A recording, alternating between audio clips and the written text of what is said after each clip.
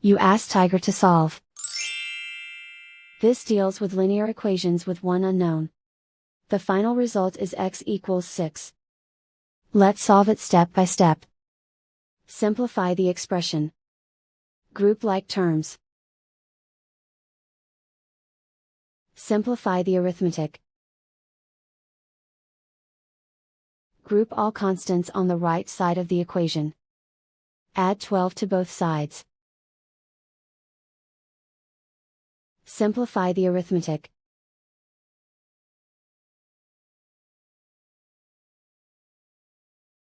Isolate the x. Divide both sides by 2. Simplify the fraction. Find the greatest common factor of the numerator and denominator. Factor out and cancel the greatest common factor. And so the final result is x equals 6.